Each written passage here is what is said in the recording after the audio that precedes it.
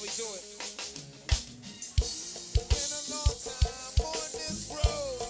I'm so far away from home. I'm still trying to find my way in this life. I might say some things that you don't like I'ma do me and smoke these trees. I'ma do me and get money. I'ma live in a new free world with tatted up girls around the road. It's my life though. Come on, party time. It's my life though. It's my life. It's my life though. It's my life. It's my life. It's my life though. They smoke a tree, sip a lean, getting money, boy, living the dream. So bad, we do the shit. The boy play band, we make it hit. We keep it cranking for all the fans. We keep it real for all men. We did it once, do it twice. Got the block locked all night. We stay cranking, we keep it true. We're independent, and this is how we do. Point blank, and non-stop rock. We got that crank, we got that crank. Point blank, and non-stop rock. We do what they can, we do what they can. Point blank, and non-stop rocking. Make you move your body. Point blank, and non-stop rocking. 'Cause we made a party. I want the whole damn club, but let's rock and roll. Walk this way, Get 'em up, talk this way. get 'em up, Walk this way, get 'em up, talk this way. Walk this way, get 'em up, talk this way. get 'em up, Walk this way, get 'em up. talk this And just give way. me a kiss. Walk this way, talk this way. Yeah. Walk this way, talk this way. Point blank, non-stop rocking. We got that crank.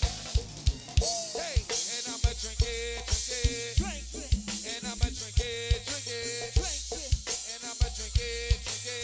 And drink it up until the last sip's gone, boy. Woo! And I'ma drink it. drink it, And I'ma drink it. drink it. And I'ma drink it. And drink it up until the last sip's gone. Point blank, non-stop rocker. We got that, hold it right there. And I'ma drink it. Drink it, And I'ma drink it. drink it. And I'ma drink it. And drink it up until the last sip's gone, boy. Hey, and I'ma drink it. Drink it, And I'ma drink it. drink it. And I'ma drink it. And drink it up until the last sip's gone. Point blank, a non-stop rocker. We got that, hold it right there. And I'ma crank it. Drink it, And I'ma crank it. drink it. And I'ma crank it. And drink it up until the last sip's gone, boy. Hey, and I'ma drink it. Drink it, And I'ma drink it. drink it. And I'ma drink it. And drink it up until the last sip's gone. Point blank. Non-stop rock. Good afternoon and welcome to Let's Have a Sit Down. Today we got a very special show. I got some guests that I'm honored and very happy to have here. First, I got a guest of mine, a friend of mine, somebody I've known for a minute, my man Devon from the Firm Entertainment, Dynamite Promoter. Let's give it up for him one time. And also somebody I used to watch on TV when I was young. I'm a huge boxing fan, world-class fighter, manager. You do a whole lot of other things now. You do your own boxing shows as well. Mr. Andrew Council, y'all. And I also want to welcome this young man right here. He's hot talent, hot boxing prospect. His name is Trayvon Marshall. I've been watching him, and he got a whole lot, man, that he's going to bring to the game of boxing. Yes, and he's a local guy, and y'all need to support him. And I'm going to welcome again, once again, Trayvon Marshall. to the panel. Gentlemen, welcome to Let's Have a Sit Down. On this edition of Let's Have a Sit Down, you know, I know that we are a go-go oriented show. But go-go also have business done. Same way the boxing world does. There's a lot of similarities and there's some differences. And today we're going to kind of cover those differences, some of those similarities. Also, people going to get to know y'all better. You know, I'm pretty sure a lot of people know of y'all, but, you know, we're being seen around the world. There's more people who going to know who y'all are. So I just like to open up the whole floor by just asking, you know, I want to ask this young man something, man. Look, let me ask you a question, okay? You turned pro. Are you a pro yet? I'm in the transition. You're in the transition to turning pro. Okay. What drew you to want to get into boxing, a sport like that? Actually, my grandfather was a commissioner for the DC boxing. My uncle did it, but he didn't stay with it. So I was always in a boxing environment. Right. Once I got in the gym, I just loved it and stuck with it. Okay, that's what's up. Now, how long? When did you actually start? I started my first time in the gym. I was about 9 or 10. Right. I didn't have my first fight until I was 12. Okay, that's what's up. That's what's up. So y'all, you know, the people that you surrounded yourself with, that even family members, they were familiar to the boxing world. Was anybody in your family like, I don't know, because you know boxing is a, you know, it could be a brutal sport. Mm-hmm. Was anybody kind of leery of you participating in it in your family? No, not at all. Okay.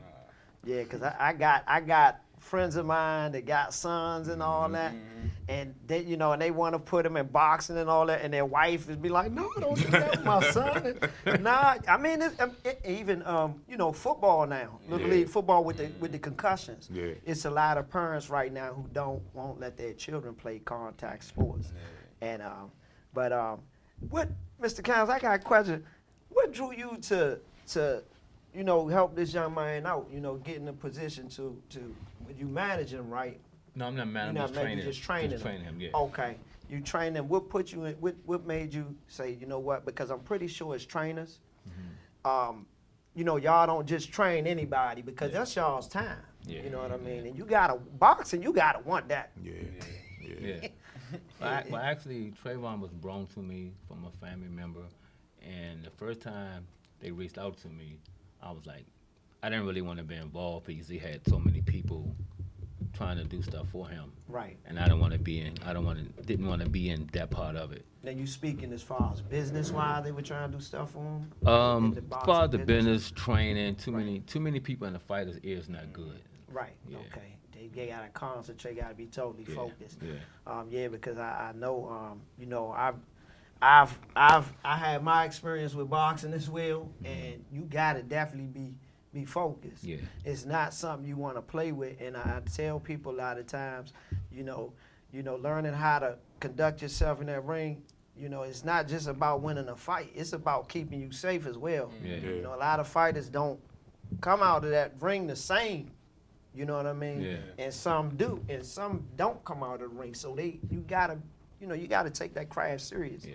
Yes, sir. Yeah. A lot of discipline. Yeah. Yes, sir. Yeah, for sure. Now, Devon, look, man, I've been saying you for a minute, and actually, I really got on to you. I had gotten to a situation, you know, a little early, probably around maybe 2014, 15. Yeah. I came back on the surface after I paid my little debt to society. And this is when I started really noticing you had, you know, this whole situation with the firm. Right. And I was like, man, who is these guys? I ain't know who y'all was. And you and my cousin, Big Kev, y'all are very close. Yeah. You got a partner too with you. Now, Nick. are y'all partners? Yeah. Okay, Yeah. you and Nick the Biz. Yeah. How did y'all hook up? Nick was doing DJ parties at Fast Eddie's, you know, before it moved over here to Maryland. Right.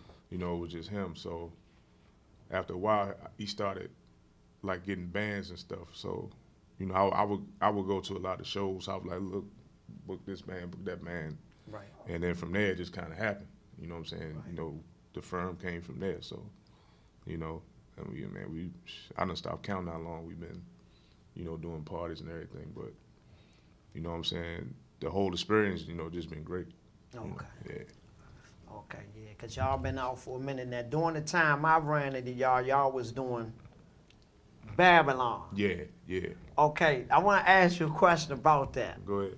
Y'all was in Babylon, and then one week I came. I don't know if you remember this, but I came it was a Friday night, and y'all had what there? And then after that, the I 18. It was the the 18, 18, yeah. yeah. And then after that, I didn't see y'all in there. What exactly happened? Because I was so used to seeing y'all there. I mean, it was kind of one of them situations where we kind of outgrew it, you know what I'm saying? We Okay. wanted to do other stuff, you know what I mean? So some things we wanted to do, we couldn't do there. Right. So, you know, we moved on, Okay. you know what I mean? I could dig that. Just like anything else, it involves business. Yeah, And yeah. sometimes the go-go promoting game can be, or the club promoting game can be a dirty business. Yeah, I've been in situations and been around people that may have promoted for a certain spot, a club, right. and then they get the spot going. The next thing you know, the owner is kicking them out. Yeah, nah. So now they got all the traffic. Yeah, yeah. How do y'all prevent things like that from happening? I mean, it's all about doing good business, you know what I'm saying? Right. I mean, that's who we hang our hat on. Okay. You know what I mean? We can have a show and say we break even. To us, we still won. Okay. You know what I mean? yeah. Everybody went Y'all home need safe. to fight another You know, day. You right. ain't break the bank. Right. You know. You know what I'm do saying? another one. Everybody went home safe. You know, nothing. You know, wasn't no major problem. So that's a a victory in itself. Right. No, I can dig it. Well, I want to ask a very important question to you, as Trayvon's trainer. What made you feel that confident to say, you know what? Okay, I'm gonna go ahead and train him. And the reason why I asked that is because just like even management with bands, you responsible for certain things. You know what I mean? Yeah. Like you, whatever you do with this young man, you know, Reflection of me. it can affect. Yeah, Yeah. it can affect. You know, if you telling him that you giving him certain instructions, and he's facing a certain fighter, you know that can be the difference between his career being good and his career, you know, not being so good. Yeah. But what was that for you? First of all, I noticed that he was real disciplined. He's laid back. He Right. don't go out. He don't drink. He don't run the streets. That was a plus for me, That's real. knowing I have a fighter that when I go home at night, I ain't got to worry about if he's sneaking back out, running the streets or anything like that. Right. Because as long as the fighter is disciplined and he's hungry, you're going to grow in time. So I seen that in him, and I said, you know what, this is a no-brainer for me. I ain't got to tell him to get up and run 5 miles. If I do tell him to run 5 miles, 9 times out of 10, he'll send me a text back doing 7. So I'm good on that end. Right. That's what's up, man. That's what's up. You know, because definitely, like I said before, it's definitely a sport where you got to want it. Yeah. You have to want it. What you feel about the boxing climate right now? Because you about to be in the mix. Like how things are going as far as, you know, you know, the business of boxing. I say it changed a little bit, being as though the virus going on. But as far as that, I mean, it's been more bigger fights because, you know, it's really no audience. So they got to try to keep Right. the boxing at the top of its Right. peak. So they doing more bigger fights instead of prolonging, waiting. Right. You know what I'm saying? But I'm just ready to kick in that door, man. Right. You know, when COVID hit, it was a lot of bands just did not understand, you know, they didn't really understand the philosophy. They're thinking like, well, because everything is closed, of course that. But they didn't understand the fact of the go-go industry draws off of a live attendance. Yeah. And it's almost like boxing. I'll give you a good example. When Ryan Garcia it was a fight that he had in July, and he wanted to get paid a certain amount of money. I think he was with Golden Boy. Yeah. Yeah. He didn't get that money he wanted to get. But the thing is, like, how can somebody give you the money? There's no gate. Right. if you don't have no gate, you can't generate no money. I mean, you know, there's probably other money, you know, generated. You know, I'm pretty sure commercials with networks and stuff like that. But that live gate is a big thing because I think when Floyd and Pacquiao, they did 73 million on the gate, something like that. That's crazy. Yeah. But that's a big reason why Mayweather came out with what 300 million, and I think Pacquiao did what 120, something like that. That's money unheard of.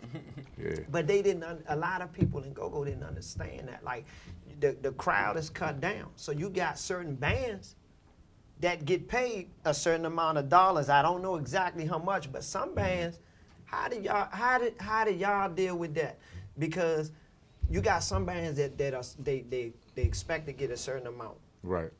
And now it's hard to afford. You can't afford to pay them that because you cut down to what 50%, maybe sometimes 25%. Yeah. I mean, some people. I mean, some promoters might raise the price at the door. Right. I mean, you got like I know we sell tickets, so Right. you know, I mean, that's gonna cover a lot.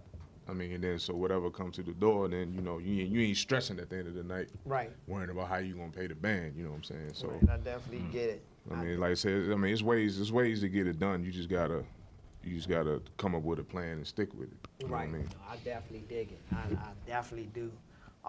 You know, when I look at, like I said, when I look at boxing and any type of entertainment, it's almost the same. You don't have a, like in the NFL, you got a commissioner. Now you got these body organizations. Yeah.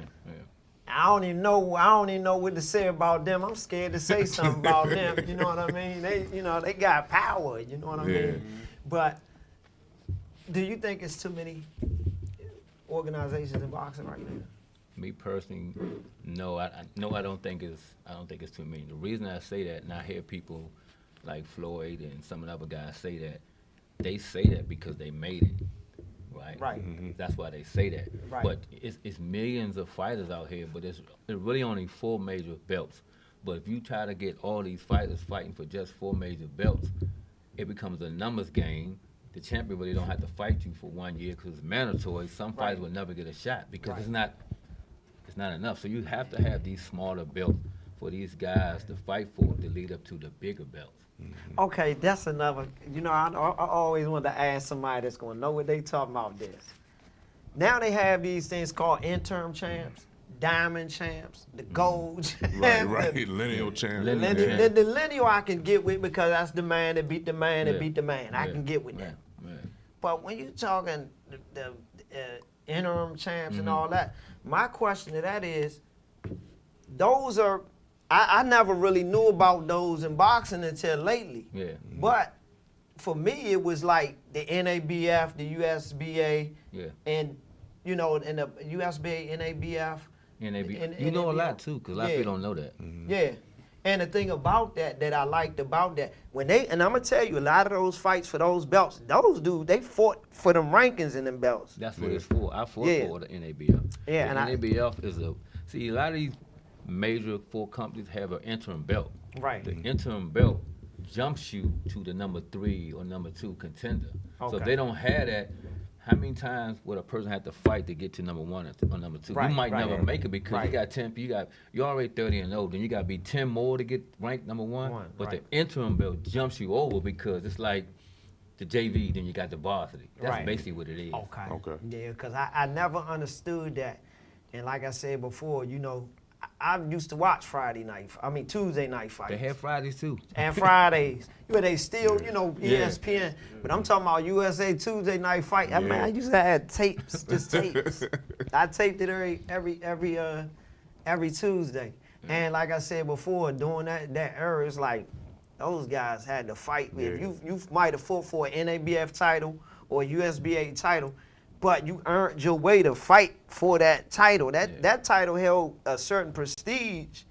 Like, it held a prestige to where it was like, okay, we going to go to that world title level. But it's like now you have the interims. Like, all right. I want to ask him a question. Yeah, sure. Okay, because I do a lot of promoting as far as the amateur shows, right? Right. So to me, the pandemic hurt a lot of the boxing, but it helped too because I seen now that in the pandemic, if you able to pay some of these guys $2 million, $3 million, then I'm gonna go back to me now doing shows, and I'm saying, well, damn, I'm breaking even. I ain't really making nothing now. How can I? But I got to do it to keep my kids busy.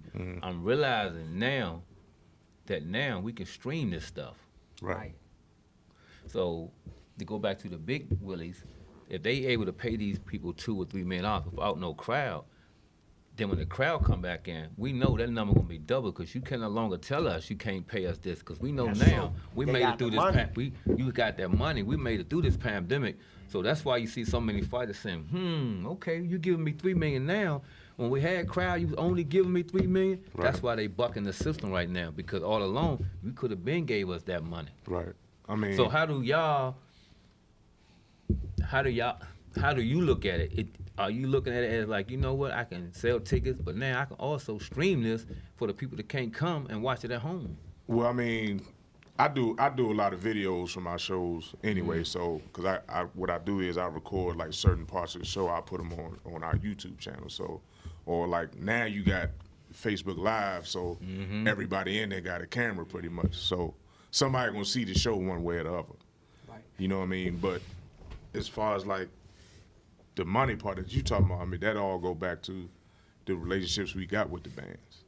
You know, as you know, the bands, you know, if you got the relationship with them, they'll still work with you, given the circumstance. You know what I mean? And then when everything get back to normal, you know what I'm saying? So the YouTube channel is a different income. Right. So I'm asking, Advertising.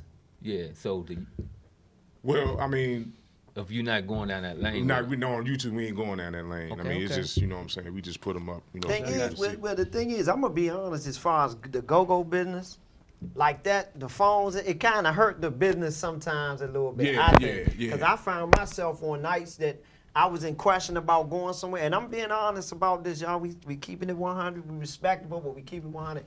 I found myself on nights where I'm questioning about going out, and I'm like, dad, going, you know, 8 o'clock come.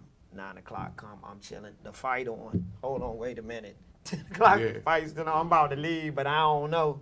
And then like, well, shoot, I'm sitting there looking at it on Yeah, Facebook. I do it so too. it's like, you know what I mean? I do it too. yeah, You know? I'm not even, you know. me too. I do it with the go-go sometimes. 'Cause Yeah, I don't right. have time to go out, and sometimes my thing might go off, and I'm like, dang, where they at go-go? And I might look at my Yeah, phone. yeah, I'm like, yeah. who's that cranking like? So I get Yeah. to see it, but not really be there like that. I want to ask you something. Did you go to the go-go man back in the day? Man, I used to play in the go-go band. Who you play? I ain't know that. When I first started off, I remember I was like 16. I wasn't even, no, matter of fact, let me go back. I think I was 13. I wasn't even old enough to go in these clubs because my father played in the band. Right. People don't even know my father started off with Trouble Funk, Okay. right? Over Southeast by the Big Chair, right? So it was him and Reggie, and it was Dyke, and it was Tony. So, Okay. they had a disagreement. So my father and Reggie went this way, Dyke and Tony went this way. They did their own thing. So my father started a band called Nature's Choice. So I used to play percussion with them. Okay. The biggest show that, this is way back, that I missed, I was hurt because they used to play the place called the Bus Stop in Silver Spring. I heard and we about was that, opening up yeah. for Trouble, and I caught the Chicken Pops at the time, so I Oh, couldn't, man. I couldn't play. I was hurt, but we used to play at some of the high schools in Silver Spring and Blair. We used to go around playing, but I played percussion. I Right. started off with the percussion, and like now, like I said, my father put out band equipment. Black Alley used this band. I mean, used this equipment. He got enough. Sometimes he has stuff in 3 different locations, man. But they don't Okay. know. They don't So you know got it's my father. so your dad runs sound, the whole sound Yeah, company. Okay, yeah. that's what's up. Yeah. So hey, you know, you learn stuff every day. I never Yeah. knew that. I never knew that. I was watching. I watch a lot of boxing tutelages and everything, and they talk about rhythm, right? When you boxing with the rhythm. And I was always curious, and I wanted to always ask a DC fighter this. The DC region, we got our own cadence, how we talk, the way we walk, the way we do everything, our speed. Do we have a go-go rhythm? Do our fighters that come from DC have a certain rhythm that other fighters from other cities don't have? Maybe because of that. Because I'm going to be honest. I look at the fighters, I'm not saying that they are any different, you know, as people or whatever. Right. But I look at it. Don't be no one trick ponies that much that come out from DC. You can let him try to answer that first, then I come behind. Go ahead. As far as rhythm is in different fighters, Yeah. yeah, I say different countries they definitely do, because when I went out Ireland and I fought one of the Ireland guys, it was the rhythm is definitely different. I Right. had to adjust. So yeah, it's definitely different. So would y'all say DC fighters got their own rhythm and their Yes, style fight, yeah, and it yeah, probably it might definitely. come from our natural Yeah. Yeah. cadence of everything. Right. With the go-go cadence. It's no difference than you can tell a DC dude banging on the table. Any other place, hey. You know what I'm saying? Our natural cadence Yeah. Right. Yeah. is It's in different. time and it's different. It is. It is different, yeah. And it's crazy because I was looking at the fights one day, and I went and looked at a bunch of DC fighters. Right. And I was like, man, one thing about this area, they ain't no one trick ponies. Yeah. And they adjust their rhythm. The rhythm is Yeah. it's a wide spectrum of it. It's just like go-go. Excuse me. It's just like go-go. Go-go, you got a cowbell. You got your bass drum, your hi-hat, your drums. You know, you got your bass guitar. Yeah. There's so much going on. So anywhere in that spectrum, we gonna catch a rhythm.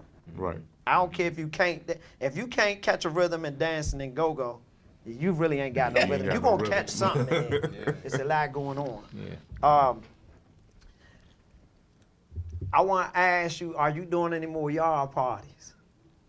Yeah, we probably will soon, but like parties like that, like you can't do that like with the Pandemic. with the pandemic capacity and you all know, that. hopefully afterwards. You know what I mean? Yeah, once everything going back up, yeah, Yeah, definitely. you know what I had mean? me hooked, man. Y'all them yard parties, man. Your birthday party. I remember Yeah. when I was playing for Black Royal.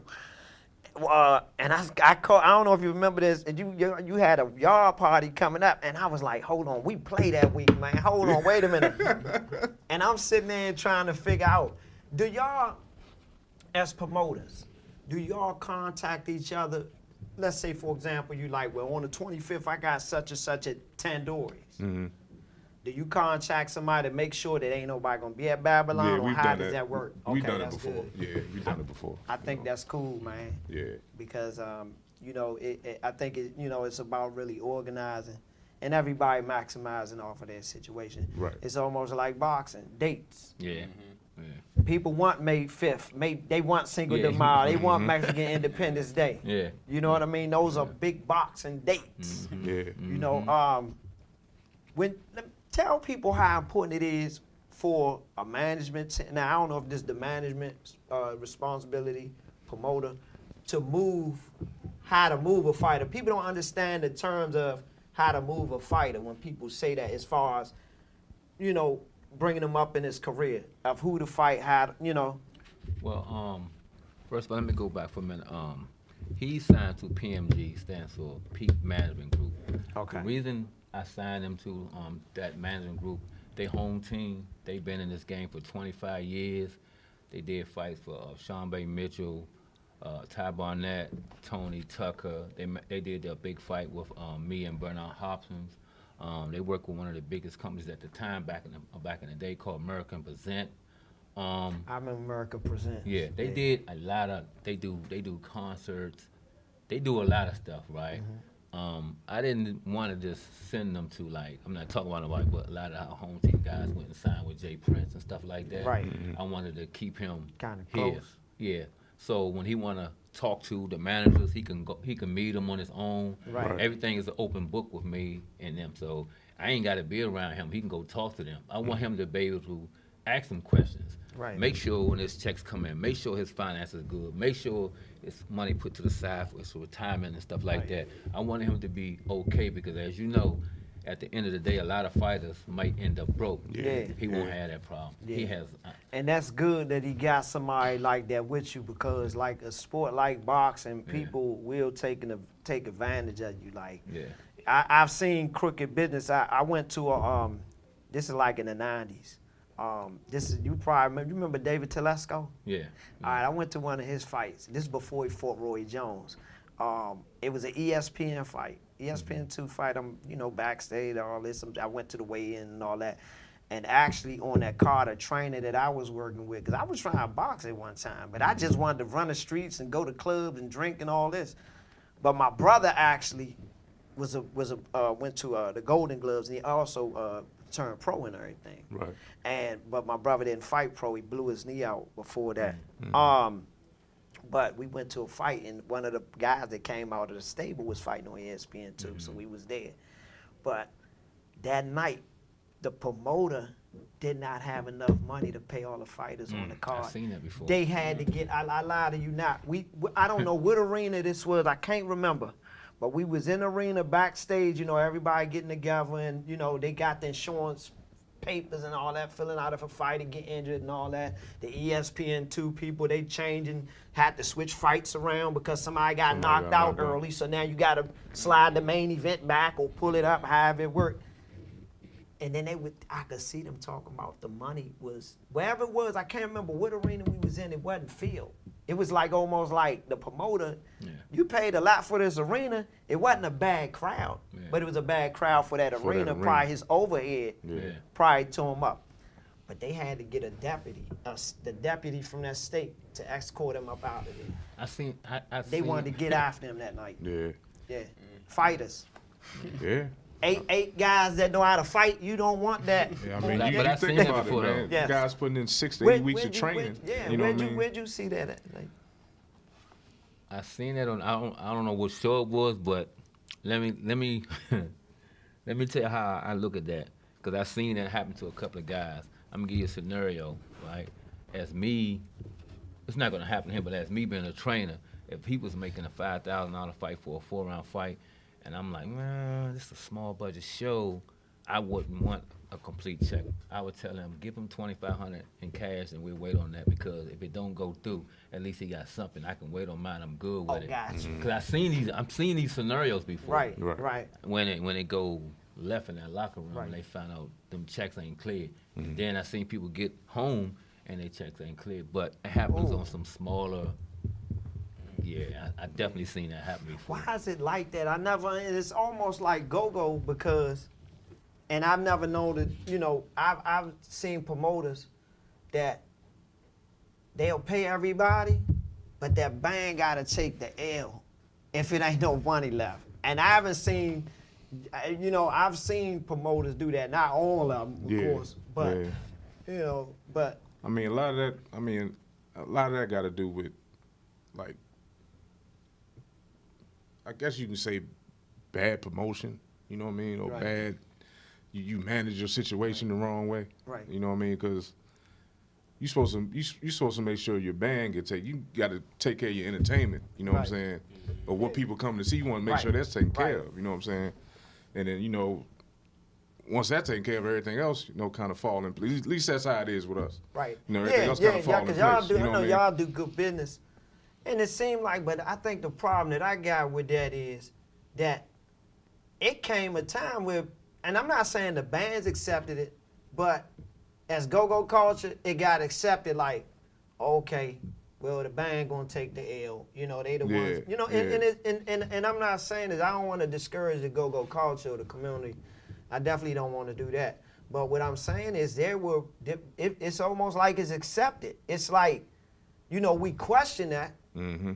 We question it, but it still happens sometimes. Happens, yeah. Like, come on, industry can't last. And I think that the go-go industry is such a tight-knit industry, versus, okay, like boxing. Now, y'all it might be a promoter from somewhere, and I'm not talking about a promoter on PBC level, promoter on Lou DiBella's level, maybe a small promotion that might do that same thing, and that might pay, but the whole world might not know about it. I mean, it might travel to people we can hit, but go-go is a very small community. Yeah. And it's like when that type of stuff, it gets out. Oh yeah. But it still happen, and we go for it, and I don't get it. It's like, why aren't we understanding that? That is the reason that the people are coming to see the bands. You got to make sure they're straight. Exactly. Yeah. And I never understood that. I mean, it's probably and it's not gonna stop until you know, the band say, all right, look, Right. we can't do it no more. Right. You know what I mean? Because at the end of the day, this is, for a lot of guys, this is their livelihood. Right. You know what I mean? Like, a lot of band members, they got regular jobs, so. Right. But, you know, for the guys that don't, you know what I mean? Yeah, and go-go is an economy. Right. I don't care if you know everybody did it part-time.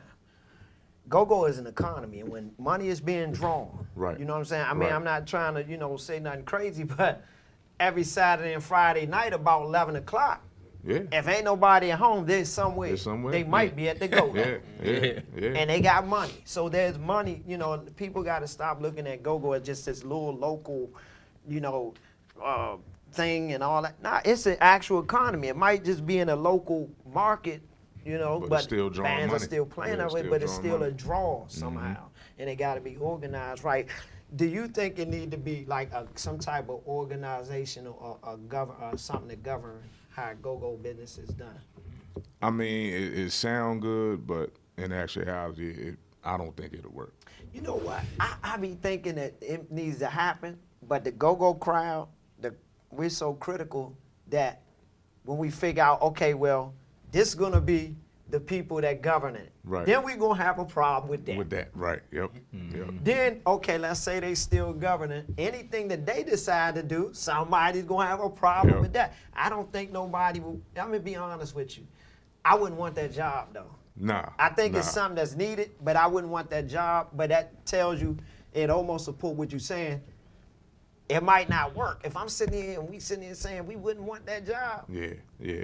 'Cause And like we you said, sound everybody critical. gonna have a complaint about something. right? You know what I mean? It's very critical. How big are you on the history of DC fighters? Like you know, you got one of the best here, and I'm pretty sure you met a lot. Like, do you ever think to yourself like, "Daggone, I'm the next in line of a historic city, man, in this game." You know what I mean? That's what's up, I man. definitely see it. I done met Two Shop, Sean B. Mitchell, a couple months ago. We was spawn. About 2 months ago, he came. He brought one of his fighters. He talked to me, Jalil, Right. and a couple other up-and-coming fighters. Gave us a lot of knowledge. And back in the day, used to train with Andrew, Right. just giving us backstories and stuff like that.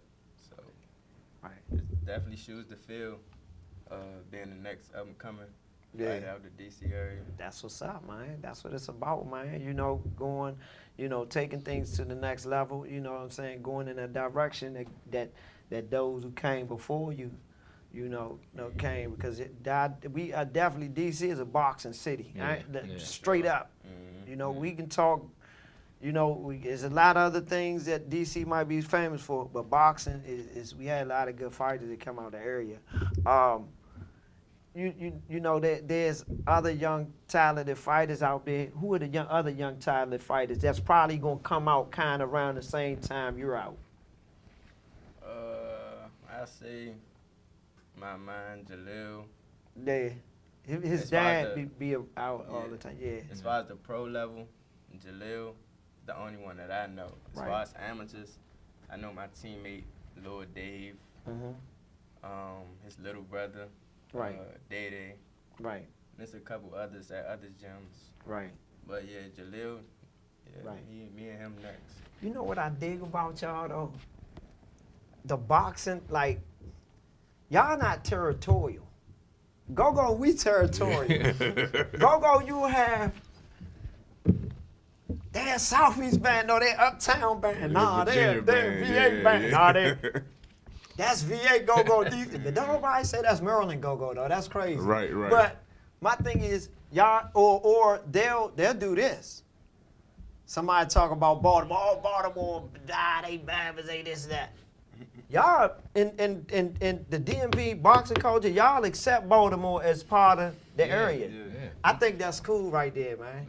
And a big reason I think it's cool, because to be honest, and just getting on a real note, I don't like when people be in close vicinity like that and they want to make things different. You know, we all in the same area. You know, I can be standing in Maryland with this foot, had this hand in Virginia, and had this foot in DC. So my thing is, you know, if you really been somewhere, you're not gonna make a difference between people who are so Yeah. close. Right. Baltimore, right down the street. Yeah, yeah, yeah. You know what I mean? And I like that. I like the fact that y'all do that because, you know, I met a lot of good guys in other areas just in general, man, all over the country. You know, not to say, you know, I've been every single where, but I'm just saying I've met some good people all over the country. And I done met some people that live right down the street from me that want to do something to me or wanted to harm me or tried to harm me. Yeah. So, you know, where you at and, I mean, where you from ain't always Yeah. what it's cracked up to be. You know, it's about who you can, you know, who got them common goals, you know, where y'all heads at. You know, y'all got your heads on straight. I think in one, I think it's a complete circle with the boxing and the go-go. When I look at it, I look at the same. I look at it as the same because a lot of the good work we get from Baltimore, it's Virginia, it's DC, it's Maryland. I look at the go-go, I feel like the same thing. They can't just do shows here. They gotta Right. go in Virginia. Yeah. They might Right. gotta go out there. It's to me, it's like Don't it's the box same you, thing. but you're right. You box, you can't box yourself. You can't in. box yourself Right. in like that. You can't do that. And like, you know, like you said, and it's very important that you get the proper sparring you need to get. You might got to go down to Upton or something like that. We do.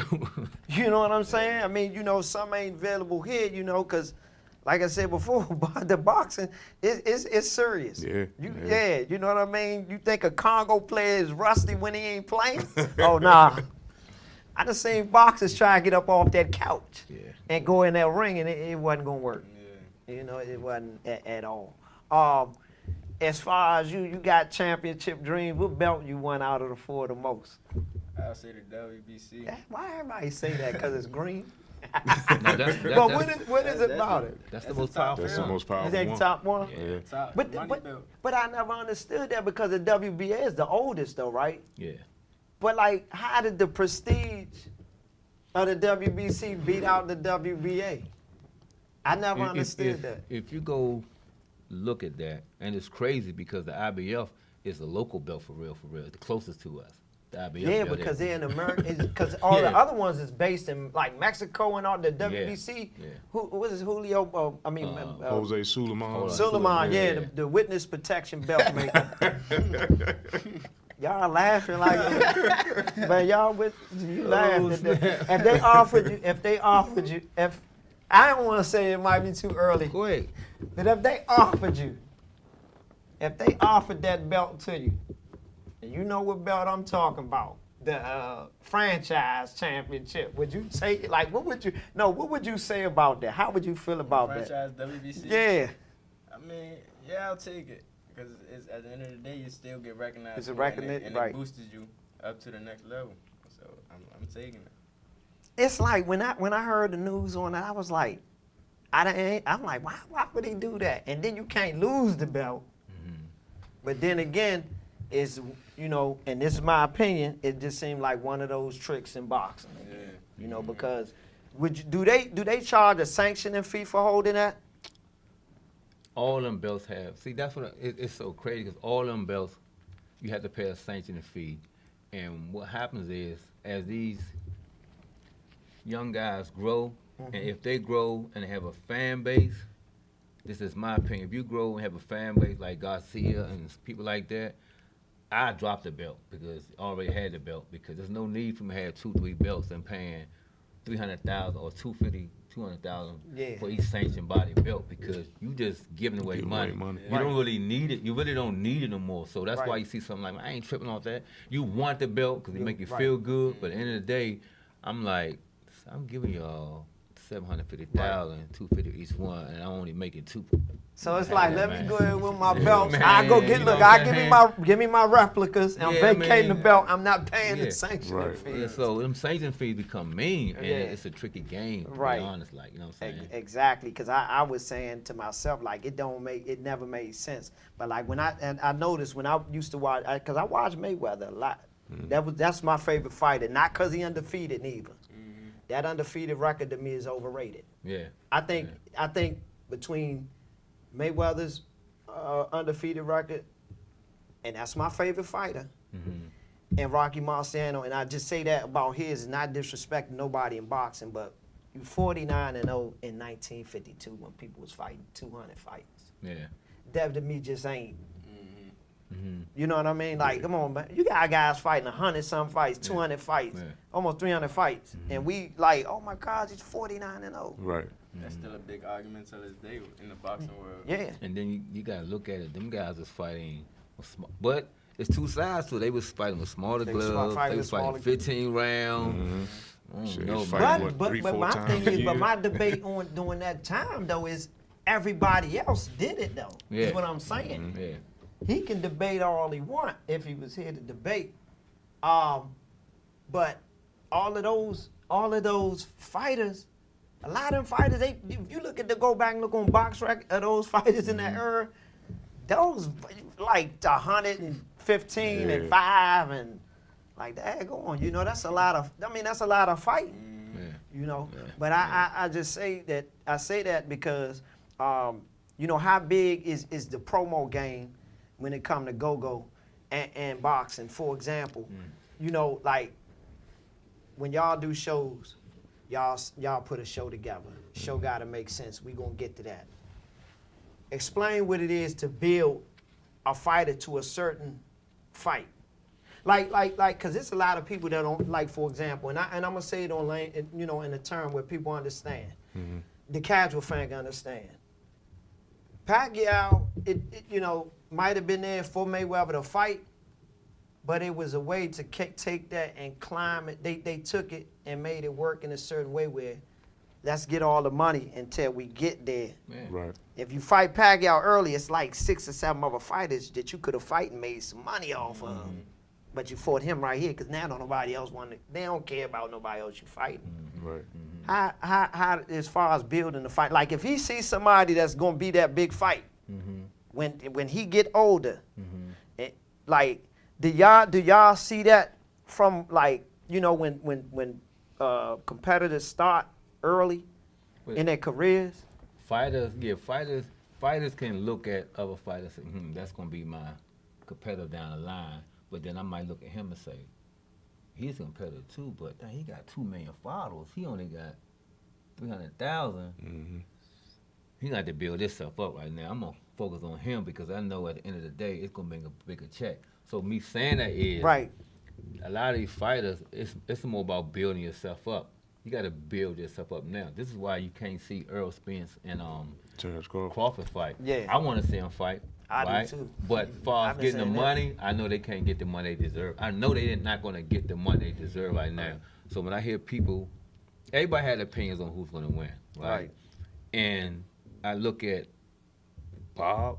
It's messed up. He said it, but he did tell the truth about you don't bring enough people in To the gate. to the gate. So you do want to make the fight, but he's really telling the truth. Like you don't make enough. Earl can pack the house. Right. With the you can't even pack you pack your home, but Right. Dallas Stadium and Nebraska is 2 different things. So Things, you right. got to build up a little bit more. Right. Bad as I want to see the fight, I understand it. I Right. understand the business. Because 9 part. times out of 10, if that fight happens, it might happen maybe somewhere, maybe Vegas. It ain't gonna happen in Vegas probably ain't gonna be big enough to be honest. It's probably Yeah, gonna be they in did that in Texas. LA. Texas at that stadium. Okay, Yeah. Yeah.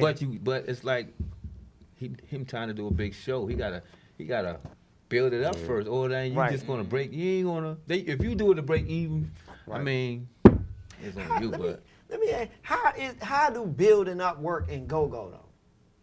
If you know, because the thing is that I see in go-go when they put these shows together, and I'm not gonna say that shows don't make sense or some shows make sense and all that. We're not getting to that yet. But my thing is, you see people say, okay, I got this money, let me just hire some bands. Yeah, and a Put lot some of people flies think that out. way. But like in the past, like before me and Nick would do a show, like we can be sitting and talk. We might go through like 6, 7 shows before we decide, all right, this gonna be the show. And like in the past, I would go I don't know if you remember, like when we was at Babylon, we had a lot of, I ain't gonna call them B bands, but a lot of the Right. bands Up that was, there. you know what I'm saying. Less recognized. We would do every Saturday, you know, with a different band like that. You know what I'm saying? It wasn't until probably like a year into Babylon where we first bought Junkyard down there. Right. So I mean, like I would go hear the band, you know, maybe 1 or 2 times. And I'd be like, all right, look, this is their crowd. It's like, Right. you know what I'm saying? The crowd. We can bring it down here because you don't want to bring a bad vibe to something you're trying to do because something's gonna go wrong. Right. You know what I mean? I tell you, I didn't understand how, like, I didn't look at, by me being playing in bands, right? Mm-hmm. When I was with Rebirth, I ran into Kirky Right. out at, where was we at? We was at Paradigm one night. And we had a show on the table that we were supposed to do with Kirky, and I think something happened. It stormed that night. It was us and What Band. Right. And we wound up not doing the show because, he wanted to make sure everybody was safe or whatever. Right. So I talked to Kirk. I said, man, what's up with What Band? Not What Band, but Rebirth. Mm-hmm. Keep us in the mix or whatever. He said, yeah, I do. He said, man, but my thing with y'all is it's hard to put y'all in the category because they sing, Right. they crank, They can do it all. they do their, that band, I got a whole story about that band. That band should be, that's very talented band. That's all I'm going to say. But how much in consideration y'all take of the style of the band? It's a big consideration. I mean, because you don't want to put like a band that might be more like laid back as opposed to a band that's going to, crank all night because they bring in two different Right. types of people. Right. You know what I mean? So like those crowds might not mix well with each other. Okay, so you talking about a mixed crowd. See, You see what I'm saying? I mean, it works in some cases. Right. But like in every case, it's not going to work. Right. You know what I mean? Like some people might not want to put bounce beat, with certain things. Oh yeah, You yeah. know what I mean, yeah, cool. I mean, yeah. But I'm talking about, okay, like, let me ask you this. Okay. Junkyard and let's say a Team Familiar, right? That Team We just Familiar, did that show. Right. Right, Just right. did that. Now to me, people will look at that as two, kind of opposites. You got Junkyard, they gonna come with the stripped down go-go, they are Yeah. go-go, crank. Then you got the grown and sexy with them.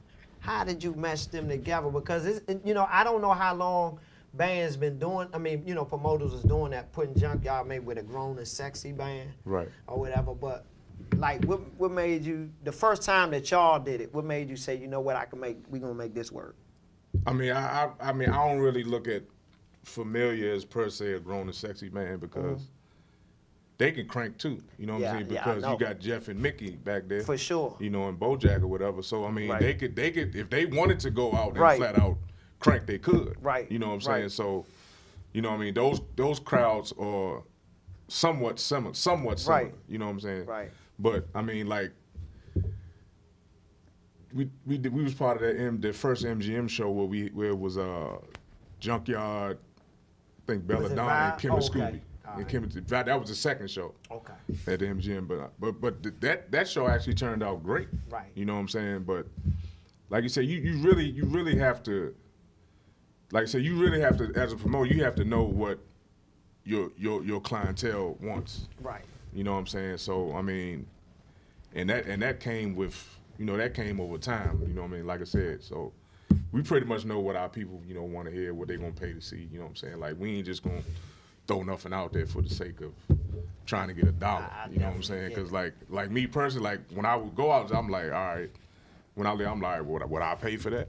You know what I'm saying? Before we go out and put it out and be like, expect somebody else to pay Right. for it. You know what I'm saying? Exactly. So, like I said, you just gotta know what your people want. You know what I mean? Right. What does it mean when a fight makes sense? When a fight makes sense? Because some fights to me don't be making no sense. Basically, what they saying makes sense mean when the money add up. That's Right. what they telling you. When the money add up, it don't make sense to fight him right now. It could be too much of a dangerous fight, but not a great reward at the end. But let me elaborate on what he just said. The way you promoting is the same exact way I have to promote my amateur shows. Right. Because if I do a amateur show and I have a bunch of beginner kids, I can't mix that in with, say, two Trayvons, and at the end, Trayvon might have a bunch of rowdy people coming on, and they hyping it up. Right. And I have a bunch of green kids just starting off. They praying like, whoa, Yeah. what is that? Yeah. What's really going on? So when I do shows, I have a beginners show with a bunch of beginner kids, 5 kids. So it's everything new, new kid come. each kid might bring 20 people. Right. Right? 20 people pop. That's how you start out. 'Cause hey, it's new. All they tell their mama, Right, grandma, right. cousin, everybody Right. come. Then when you got somebody like Trayvon, and you got 2 Trayvons mixing it up, you got to have some more Trayvons and some more big people, because that's a different crowd. You need to talk about Southeast, Northeast, Northwest. The hood come in. You Right. can't mix them crowds like him. You can't mix them crowd together, because the beginning people like, I ain't signing up for that. Right. So Right, you gotta right, know. right. I got It's so similar, man. Right. It's so similar. It's The very way he similar. promotes, I'm listening to what you were saying. Yeah. Yeah, that's what's up. But what I see, like in go-go, is like certain shows. They I give you a good example. When Pep did Mature Clientele In Major in- League. in Major League, a lot of people to this day call me and be like, man, who you think won the battle? Who you think won? And I'm saying to myself is like, and I got a little K. What is they saying wrestling K-Fab? What is it? What is when it's more about the marketing purpose? It's not really a battle. ain't about but, the battle, yeah. Right, but you market it as you Yeah. might not even say it. You know Yeah. what I mean? But that show made sense because there had been something kind of kind of, brewing between, Yeah. couple people there, and I'm like, that's a good show. Brought Yeah. the people out. Right. You know what I mean? And to me, that's one case that show made absolute sense. Now, as far as battling and all that, I didn't look at it as a battle. I think both of those bands is just on two different They waves. two different paths. They on two different waves. But I think the promotion for it, the promo for it, was good. I think and the people came out. And, Right. the idea sold. And when I say the idea sold, it wasn't just, I didn't just go see that because Mature Clientele is my favorite band or MLB my favorite band. They legitimately, that promo had Yeah. me wanting to go. Wanting Like to they go. was Yeah. battling. Yeah. Like I believed it. Even though, Yep. they probably was, they got that little, whatever, how they communicate or whatever. I don't know, I'm not getting into that, but I know it made me want to go. Though. Right, yeah, It made me want to go yeah. that much more. Yeah. And Do you- it was a good show.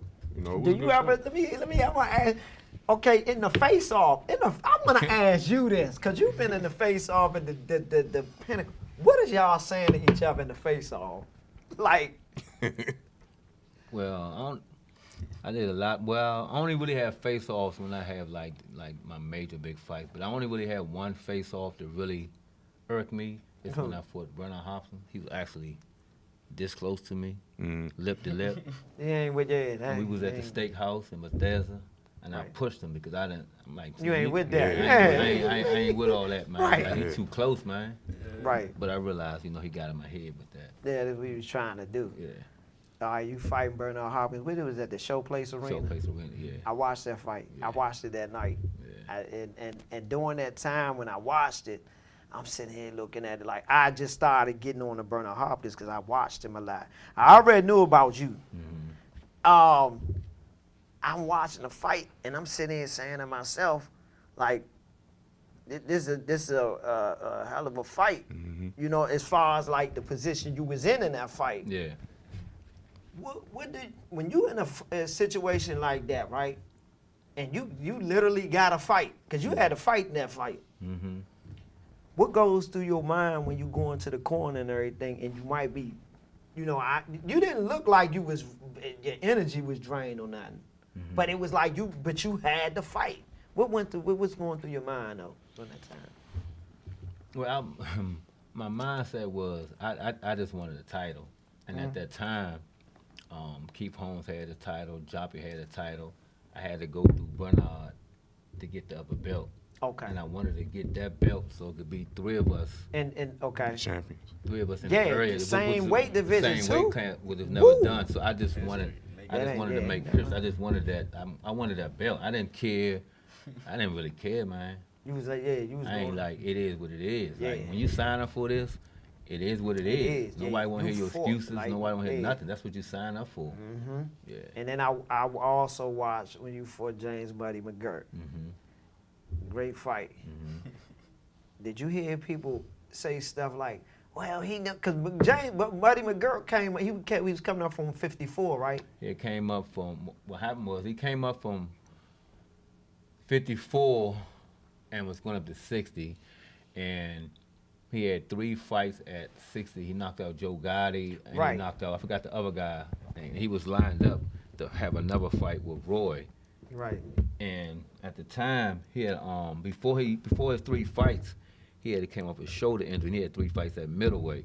So they was looking at me as, okay, we're gonna get him ready for Roy. That's why if you look at the fight, they kept talking about Roy. Roy Jones, yeah, because I was nosing. I'm Roy. like, he ain't Yeah. got He got the Yeah. Roy he yet. ain't got to. Nah, wait a minute. Yeah. Can't slow that down. Yeah, but as the fight went on, probably like the second and third, because when you're in a 12-round fight, the fight really don't start until the 3rd round. Right.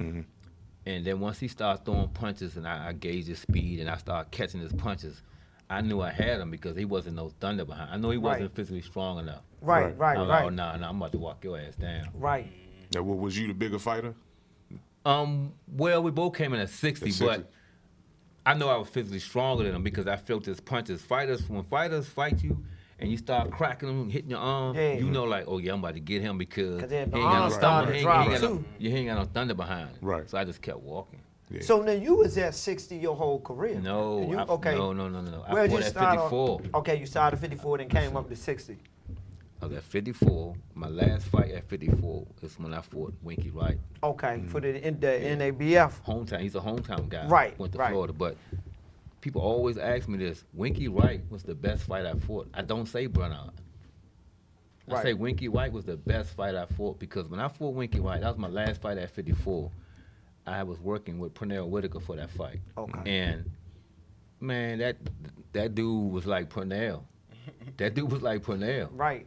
He would not stand there. He was hard to hit. I can't picture that though about him. 'Cause he Man, never, let me tell you, I mean, I- you right. I Yeah, know after you I be fought right. him, once a It's fighter amazing. fight you, you take something from them. You learn from them. After I fought Winky, he started standing more. He learned that from me and a couple other guys. When Right. you fight somebody, I don't care who they will tell you, you learn from him. Right. The early Winky Wright, go look at it, man. Right. He had to go overseas and fight because nobody wanted to fight him. That man was mean. Right. That man was mean. Okay. Yeah, Yeah, Winky. hometown. He's hometown guy. Right. I remember because but for a minute he was fighting out of Florida. or He something, moved to Pensacola, Florida. Yeah. He beat. Go look at the guys he beat, man. Man, I remember when he fought Fernando Vargas when it was a Trinidad, draw. Vargas, yeah. Yeah. Yeah. And that was one you know, I've been watching him before. I can't remember the first fight I saw of him. But when he fought Fernando Vargas, that made me a believer, like, yeah. And he was standing in there with him, like I was like, Yeah. I think he could have beat him, you know, making the fight simpler, but you know, but it is what it is. But as far as your goal, you know, what is your goal when you know, what would be the pinnacle of your career? My goal is to become a prize fighter, get the title, become a prize fighter. I'll say go up there. Cause I'm gonna start off at 54, work my way down, see how I feel at 47. I want to be at least a 3 division world Three champion. division? Yeah. What's up? Go up to 60, maybe 68. And yeah, just make history. I can dig it. That's what's up. When you was coming up, who was your favorite fighter to watch? My favorite fighter to watch was Sugar Ray Leonard, Tommy Hearns, Sugar Ray Robinson. That's my favorite all time. I fell in love with that old style, like that slick boxing, slick footwork, quickness. Right. Like that's, if you watch me, that's how my style mimicked Sugar Ray and back in the day. So I fell in love with that style. That's what's up. Is there any fighter that did you ever had that one fighter you was like, I want to fight like that? Like you, okay, now those are favorite fighters you watch, but was there anyone you wanted to fight like? Sugar Ray. Yeah. Sugar Ray Leonard. And I asked that because a lot of people, like I said, I'm a Mayweather fan, but I don't like Mayweather because of the record. Because I tell you straight up, that first Castillo fight, He lost. Yeah. and I'm keeping it 100. Yeah. But it makes sense to me how he fights. Yeah. He preserves the body, and he do what he need to do to win. Because at the end of the day, when the sport is over with, Yeah. you know, and I look at a lot of the older fighters, and the people be like, oh my gosh, he's a champion, he this and that. But You know, can't what do talk. you? He can't talk. Like, are you gonna fix his plate for him? Yeah. Are you gonna? You know what I mean? That's all well and fine. That's one thing about He's me. a I don't warrior. believe in all that, man. Yeah. I'm not about you hitting me, trying to show you that I'm tough. And I teach them the same thing. Let me ask you something. Do you see some of these young fighters fighting for that television? What you Like, mean? as far as getting in these, you know, warring how they don't have to war, where they not preserving their body, because, you know, we in the age of TV now where, you know, and I don't know what, I'm not gonna say what promotions that I think are guilty of this, but some of these promoters want to see Rock'em Sock'em Robots. Yeah. And not even understanding, you're not even preserving your talent like that. You're not gonna last long. You ain't gonna last long. Yeah. And it's a group of fans, to be honest, boxing, real boxing fans. I don't want to see that. No disrespect to Arturo Gotti and who was he for 3 times? Mickey Ward. But to me, I don't enjoy a fight like that. I mean, it's like, God, they killing each other. Yeah. It's action packed, but I like to see, You wanna see some skill, skills, some yeah. skill, yeah. Yeah. I want to see some slickness. I want to see, can you know, a guy hit and not get hit. Yeah. I mean, you know, you can sit there and watch anything else and Yeah. see 2 guys just punch each other like that. That to me is just, that's not my thing. Is that what is your number 1 rule with your fighters that you train? The number 1 rule, I kind of tell, well, I told him on the way over here, right, that I asked him, do you know what triple threat really stands for? That's what I asked him, right? And I teach my guys to hit, not get hit, counter, lead, block. You can do multiple things. Right. I'm not in for the tough man contest. Right. So at the end of the day, when 20 years from now, you have an interview, you're able to talk. Right. I'm not into the Rock'em Sock'em Robot thing because I don't want none of my fighters when their career over with, somebody talking to them, they get, who's coaching you? Andrew. Nah, I'm not with that. Yeah. Right. You know what I'm saying? So Right. be able to be in the sport for a long period of time, have a 10-year career, able to talk to somebody, get what you can get out of it, because it's a brutal sport. I done seen it all. I'll tell you more after this all, but I done seen it all, man. And when I mean I seen it all, I done seen it all, the ups and downs, the good, the bad. It's a lot. It's a great sport. Right. I love it. I ain't gonna lie. If you respect this sport, you'll be set for life if you Right. respect the sport. If you disrespect it, you'll be fucked up for life. Right. And it would show. Yeah. It'll show, you know, and Yeah. even as a competitor, Yeah. it'll show if you get in that ring and you ain't doing what you're supposed to do outside the ring. Mm-hmm. It'll definitely show. It's crazy because it's just like basketball. You know, you hear about the Michael Jordans, but then you hear about that one guy that came out of Brooklyn that Yeah. when Jordan was at that never made the league, but he was better than Jordan. Yeah. But he started smoking drugs, or he didn't went out and you know got into a life of crime, or you know he just was strung, you know, became strong, whatever it may be. Right. How important is your fighter's personal life to you, as far as the things that the conduct that they show outside of it? Your personal life can make you or break you. The people that you put around you, that influence you, that guide you the wrong way or the right way, has they're going to show you that path. Right. They're going to show you that path. I can dig it. When I was coming up, my friends respect me enough, right? That don't even try to like go down like certain paths because they know I wasn't having that. Right. Cause you don't mind me asking, how old are you? I'm 54. 54. Yeah, And your era, yeah. you know, they was Already it know, was a that's what I whole said. nother ball Wait till we game. get Like, on camera. yeah, right. Yeah. You know, and I'm talking about in the streets and in you know in you know pro boxing. You know, you was what 12 years old, right? When you was boxing, you started, right?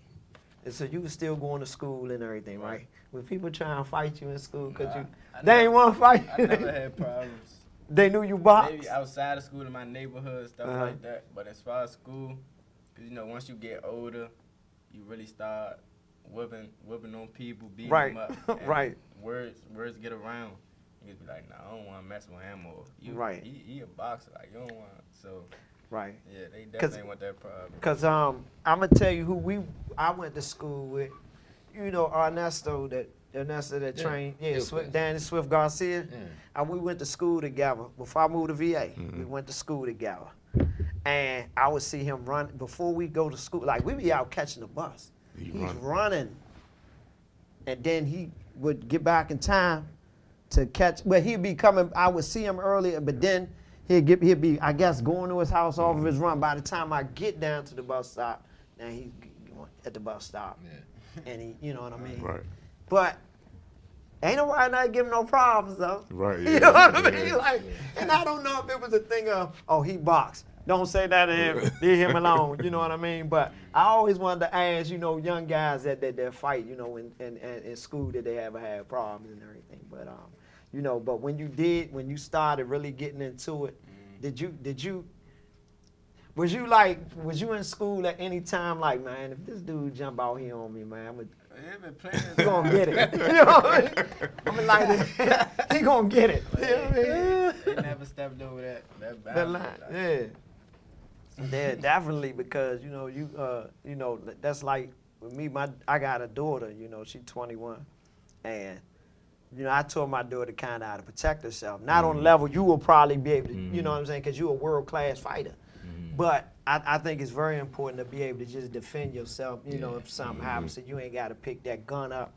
You know, a lot of young brothers they fall in. We losing a lot of brothers out here to gun violence. You know what I'm saying? Because they you know, they don't have a concept of conflict resolution. Because sometimes you ain't even got to put your hands on nobody to resolve a conflict. So, you know what I'm saying? And that's one big reason you as a young man, I'm very happy that you in the sport you into, too, because one thing about boxing, you got to negotiate certain things in boxing. You can't be going in there faking, acting like you're going to run your Right, mouth. yeah, Because in yeah. boxing, you can get in that ring and somebody can hand you your behind. Yeah. humble, You know what I real mean? humble. Yeah, real Yeah. quick. It ain't like you out in the street. Yeah, man, somebody smacking you in the Yeah. face. But that person was wrong for doing it. In boxing, no, you want to get loud? Okay, come Yeah. on, let's step in the ring. Yeah. Yeah. And nobody can save you. And can't nobody save you. You just dead. You know what I mean? As far as you ever think about doing crossover events? Like for example, you got gogo. Y'all do go-go events. I know at one time y'all was getting I can't remember what it was, and I think I seen Nick doing a promo.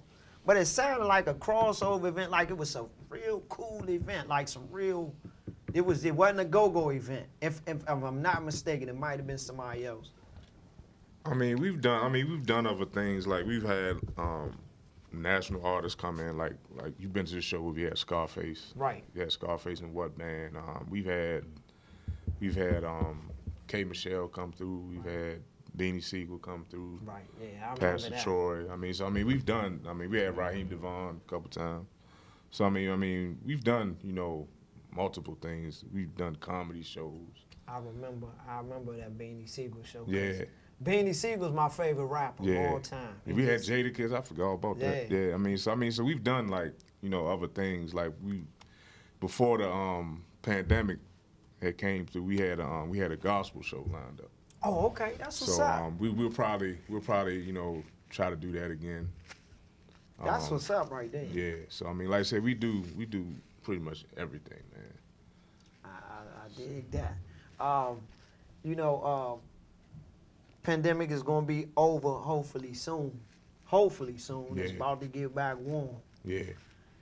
And I'm hearing, and I'm gonna tell you, it kind of bugs me when I hear this. You go on the go-go reports, and a lot of these go-go pages, and you hear people saying, well, the bands that's playing now, they think they headlining. Oh, wait till the COVID over, and it's like, it's almost when I hear people say that, it's a sense of discouragement.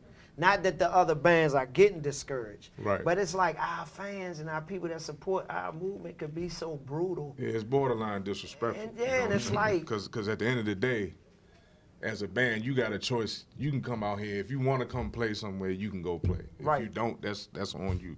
That's and there's nothing wrong if you don't want to come in the club and play. There's nothing wrong with that. right. But don't knock you The know, bands another that band will. that are coming out Right. to perform and, you know, try to entertain people. Don't, you know what I mean? Don't do that. And it's crazy because it's mostly the supporters that we say Right. are go-go that do that. You know, I don't never see the musicians get like Yeah, that with yeah. each other. And I think it's because they respect each other's grind Right. and everything. Which now I'm going to bounce the conversation to you. See, it's just so similar. Go-go is so similar.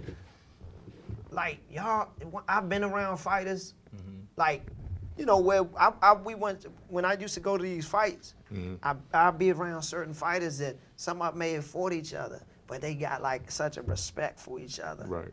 And that's what I think I dig about that, because, you know, and I just wish go-go was the same way as far as through the supporters. I think it's like that with the musicians. Yeah, definitely. But the supporters is, I don't know what be wrong with them. But how is it that you, and for example, you was telling me about when we was talking on the phone, and we was talking about how fighters need each other. Like it's us fighting each other, we need it. We not gonna get paid if we don't. You know, can you explain how it is when fighters need each other, and with and how is it that they can sit down and come to that agreement? Well, And give your example of it, because I think you said something about you kind of been in that situation. You had to fight your Keith Holmes. yeah, like for example, like me and Keith Holmes fought twice, right? It wasn't nothing personal. Me and Keith Holmes, out of all the fighters, Right. probably the closest. But Right. we had to fight because he had the belt. And actually, Was you a mandatory for that any of the two fight? I can't remember. Well, I know I was number one behind him, so I don't know if I was. I don't think I was mandatory. Right. It was a fight that made sense. Right. Okay. Gotcha. It was a fight that made sense. Each time I fight, it might be 6,500. Each time he fights 6,500 plus people, bring them together. Y'all got 13. So they like, it made sense. Right. It made sense to make that fight again. Right. Actually, some of my purse was given to him because I just wanted to fight. Right. I didn't care. I wanted to fight. Had the belt. If you're a fighter and you're not trying to fight the person that had the belt, Then what are you fighting for? What you fighting for? what you fighting for? Right. But the game changed now. That's what I'm trying to tell you. The game is not the same like it used to be. Right. So a lot of guys, it's more political. It's more marketing. It's more hold on to your title, trying to fight the least opponent to make the most money before Right. you take that chance. It's totally different now, man. Right. It's totally different, man. So gift or curse social media for boxing? Well, I mean, yeah, the social media makes some of these guys fan base Right. quicker, right? Because we didn't have the internet. We didn't have all that stuff. You can do internet. You can do the YouTube. You can do Right. pretty much Facebook Live, Instagram. Right. So it helps build them up faster, but it makes them think that they are a superstar before they get there. Right. Well, they said that, like you said, the numbers. Yeah. Because like I was sitting, I like Ryan Garcia. I'm sitting there, I'm watching him, and and it's like and to be honest, and like I said, I don't like to just say things and disrespect fighters, because to be honest, I've trained a little bit, and everybody that's a whole nother world that you gotta respect anybody that can go through that. The body wear and tear, all that, but it's almost like this guy, he got all of these followers. But the thing about it is, it's like, how can you take him serious when you call out somebody like a Tank Davis and then turn around, now all of a sudden you talking a match with Pacquiao, a exhibition. But it's two sides to that, And, though. yeah. It's two sides because me being a trainer and me throwing shows like he throwing shows, Right. you gotta look at it two different ways. It's a lucrative money maker, I Yeah, think. that's what I I tell ain't you. saying that, because he got views. I mean, the got boy, views to it, he's- so- he's- Right. I'm gonna tell you something about him. And like I said, I'm not knocking his boxing ability or not, but he's coming off more like a celebrity fighter than I'm Right. just saying But he than a can fight, though. regular No. fighter. He can listen. He can fight, Right. and I'm guaranteed you'll agree to this. If me and you doing business and me and him doing business, and he got to fight him. And we know that's a 50-50 fight. Right. But I can go fight him and him. And I say to you, we're going to promote this fight. Before we make this 10 over This here, is it, right. we might can get 15 off of that fight, 15 off of that fight, 15 off of that fight. You That's really building think a fight. You really That's think part we're of going to the take this building. fight right First, now? right. We're That's crazy. going to make sure we get this get 45 that first, right. million, put to the side before Right. we take a chance. Right. That's what Ryan Garcia is. He can really fight, but he makes so He much stacked that he his really money. don't. Man, you better. Yeah. You gotta get that he bag could literally first. I was explaining to somebody because they was like, well, why is it because of his fan base? Yeah. I said, well, you could look at it like this, and I'll put it on layman's terms. Ryan Garcia could go get a cameraman, just like the camera here. Go get a gym, and he could put a cash app up. Or make a streaming, just like they did the streaming with the Congo battle with Mickey and Right. Rocksteady. Yeah. $3 streaming. He Yeah. got 7 million fans. Yeah. If each of them paid $3 to watch him box on a boxing stream, he'd have made $10 million. So why no would he take promoted, that no fight I nothing. was telling you about? Right. It don't make sense. Right, But exactly. you gotta look at it like this too. Ryan Garcia had the same blueprint as Oscar and Alvarez. Right. Most of their fan base It's are the same. women. Right. They women. Yeah. Yeah. So if you get all the women coming, guess Right. what? The men gonna The go. men They gonna follow. come. Right. I want to go to the fight. You know what I'm saying? They- So pretty looking dude, they ain't Yeah. gonna let him fight. I wouldn't let him fight nobody either. Right. Right now. Right. I mean, that's marketing. Yeah. You know, it's marketing 101. I mean, because I'm not gonna lie, I wanted to see that fight happen. I'm sitting there like, yeah, Tank. I want to see what he gonna do. I think. I don't want to see it happen right now. You know why? Why you say that? Because when Tank get to him, I want Tank to get that bag about $40 million off that fight. Yeah. Cash. You don't $40 think it'll be up to that? Not right now. Well, of course not with the pandemic, the draw, and with the gate. not right now. being maximized. Because we both gonna go back and say, so who they fight before that? You need some more on your resume.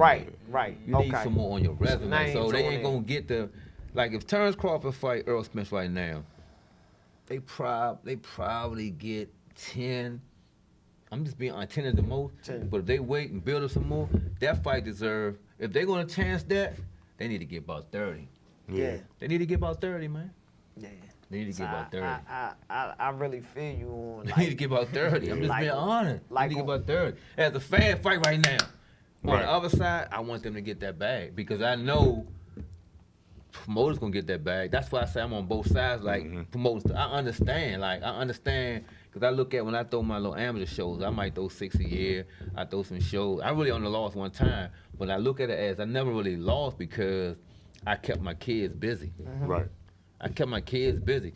So if I take an L on one time and 5 times I throw shows, I always make sure I got my money back. I'm cool with that.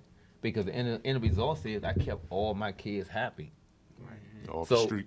Off the street. So when he's doing, that's why I can relate to what he's saying about like building them up and it's disrespectful when this band do this and that because it's different levels. You can't mix them. It's the same. Same Right. thing. It's the same thing. Politics, amateurs versus pros. Is the politics different? Are they worse than the amateurs? Are they? Man, it's just like the go-go. I'm trying to tell you, it's the same. In the amateurs rank, or is it Man. worse in the professional than the amateurs, or you see it more in or either side? Or they both equally Well, the professional part of it, it's more super business. money driven. Money driven. The amateurs, it's a lot of politics and getting there because you want to get to the pros. Right. You know, you want to get to Right. the pros. You know what I'm saying? So I ain't gonna talk bad about it because I'm in it, but it's a lot in both of them. So man. like if you like it's a Brooklyn boxing club in Baltimore, right? no, Is there a this one Brook? in New York. It's okay. Yeah. They had a Brooklyn and it wasn't Brooklyn, New York though. It was I see it spelled coming on my another- Facebook page like a boxing Yeah. thing or something. Yeah, I see it all the time. and they had an amateur team or something. You know, this was years ago. My brother fought one of the guys off of that team. Actually, it was my brother's first fight, and he fought in, I don't know if it was Glen Burnie or I can't remember. It was somewhere in Baltimore. But I mean, I'm talking about the whole time my brother my brother won the fight though. He won. But it's like he knocked the guy, and I never forget the dude's name. His name is Jason Whippleman. And my brother scored a knockdown on him and everything. They ain't want to count it and all this. I'm like, and it was his club hosting the event. It was an amateur fight. Yeah, it was an amateur. It was an amateur fight. Okay. It was an amateur, they had different club, Yeah, they bringing together club, right. Yeah. and I was like, man, they are right. It do they are kind of political with this in the amateur rank. I never knew how, Oh, yeah. how politics ran in amateur fighting because, amateur boxing, it's probably money that does circulate because you pay to see these shows, go to these shows, but I didn't think it was, it's not at a level where you got professionals getting paid. So I'm like, well, it can't be too many politics in it. But I learned it's just as much politics in amateurs than it is. It's a lot of politics pro going rank. on. When coaches trying to make fights with other coaches and stuff like that. Definitely. Have you ever been in a position where you wanted to fight somebody, they ain't want to fight you, and you knew good and well, like, you scared. Most definitely, yeah. He don't want to fight. Okay, he's scared. All right. You got even coaches that move their fighters up weight classes just Right. to duck a person. Oh, It's a yeah. lot, yeah. What's the most you've seen somebody put weight back on after a weigh-in? Probably James Toney when he fought Roy Jones. He the one initiated them putting that weight clause in. Okay, you talking about within the contracts? Yeah, I mean when he fought James Toney, when James Toney fought Roy Jones, he gained like 18 pounds. Right, that's why I'm not saying he wasn't going. That's why he didn't win, but it made him sluggish. Like, you Right. put that much weight back on, and then you go back to when Floyd fought Alvarez. Right. He made Alvarez come in at 54, and the day of the fight, he made him still weigh 54. So he 54, couldn't. right. He couldn't put the- rehydrate. Yeah. Right, Yeah, couldn't be no hydrate clause. because Alvarez was known to go up to damn near 185. Yeah, know what I'm saying? that's a big boy. When I went to one of the press conferences, Yeah. and I looked at and I seen Alvarez. Mhm. I like, damn, he big. I ain't realize he was as big as he was. Yeah. Yeah. I like he fight 40. He fighting 50. Well, because 54. I remember because he was fighting at 47 at one time. Yeah. And I always had him pictured at fighting 47. And when he fought Floyd, that was at what 54. 54 Yeah. and everything. But I was sitting there saying to myself, when I saw him at the press conference, I'm like, damn, this dude fight 40, he fought 47. And I couldn't believe it. And I remember one time when Arturo Gotti fought somebody, and he blew up real big. And I can't remember who he was. Actually, the dude that he beat, he knocked him out. But the guy that he beat was he's a trainer now. He's a trainer. I can't remember who he trains now. Joey something. Joey Gamont. Gamont, yeah, Yeah. from he from New York, ain't he? Yeah. From New York. He messed him up And though, man. that was brutal. Brutal. That was bad. And he That was bad. he's another example of putting the weight on, and he put so much weight on, it Right. looked like a middleweight fighting a lightweight. Yeah, it looked crazy. Yeah, Now they doing it. It's the day before. yeah. But it was at one time. It was 2 days before. Yeah, wasn't it was Thursday. It was. No, well, now, no. It was always the day before. Now they do it. Now they do something. They do it 2 days, right? Because Okay. a lot of fighters were so dehydrated that it wasn't good Oh, for them. okay. It's not like because a lot of times when you lose water weight, most of the water weight you lose in your brain. Yeah. Yeah, so they like, look, man, we gotta figure out a way, Yeah. put this weight back on Right. them, man. Yeah. Like, cause I be discussing that sometimes with people who don't watch, but they be like, how in the world can he gain? How does that work? I kind of know how it works, but can you explain to the people how does it work that a person can gain that much weight in one day, gain like 20 pounds back in one day? Like a lot of people don't. But you got to do it right. If you don't do it right, You gonna be sluggish. you're gonna be hurting. So when you see, I can't get on my seat way, but What? when you see guys coming to big jugs, of water, Right, they rehydrating out after they but get you off. just take that and just go, it's for nothing, because your body gonna just go, you're gonna piss it all back out. So you Right. gotta sip it, so your body can hold it. Because when you losing weight, right, you losing muscle mass and stuff like that. So when you start losing muscle mass, you losing stripping and endurance and stuff like Right. that. So it's like a person saying, me telling you, only way you gonna lose weight, you gotta eat 4 times a day. You can be like, man, how am I gonna lose weight? Because you eating 4 times a day, you speed up your metabolism, Right, right? right. And that's how you lose the weight. Think about when you say, I'm gonna starve myself and I'm gonna go to this buffet. Right. You can't even eat nothing because Right. your stomach shrink. It's the opposite. Right. And most people don't get it. That's why they can't lose weight. Right, exactly. They doing it the wrong way. Oh, I'm gonna starve myself. Then I'm eat one time. Man, your body saying, I ain't gonna get no more food. I'm gonna hold on to it. Right. You're doing it wrong. Right. So you never cut the weight. They doing it wrong, man. They doing it wrong. Right. But when you do it a long period of time, it becomes easy because me personally, I never like the way these guys is now. I never was 10 pounds over my weight, so I never had them So problems. your walk around weight, you wasn't never walk. I was never up to no 175. I was never my Right. whole career. I never was 15, 20 pounds over. That's too much wear and tear on your body. right. That had to pull that weight off. It's not good, man. So fighting at your natural weight is a lot healthier. No, 6 to 7 to 8 is You know, good. right. Not 30 pounds. Guys losing 30 pounds Yeah. and all that stuff. Look at they look. It's not good. It's not good. What do you say though to a fighter like Tank, who ain't but Tank is See, I need- 5'4"? Yeah. But they say Tank walk around at like 160. 160, 170 almost. Like how do you gauge that?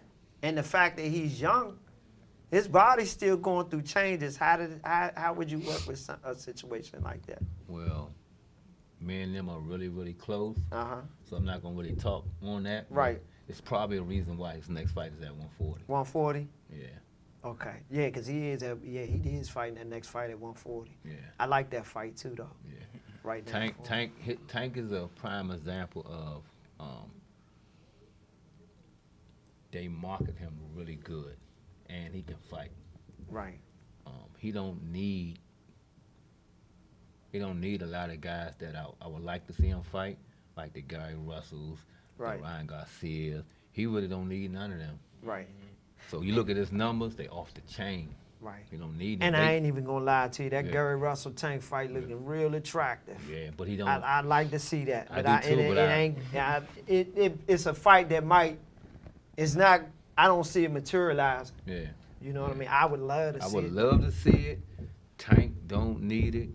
Gary need it. Need it, right. It will bring. I mean, it's a fight that I don't know if they will host it in D.C. or Baltimore, but whatever where they host it at, it'll bring so much money. It'll bring so much money here. I don't think, to be honest, I don't think that you can hold a fight like that in D.C. or Baltimore. I would think go maybe to Atlantic City, but the fact can that you host it got, here. yeah, You can host. Let me tell you why you can host it here. uh-huh.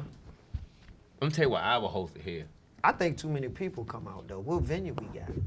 Yeah, but that's why I say Go we to, should. Capital One.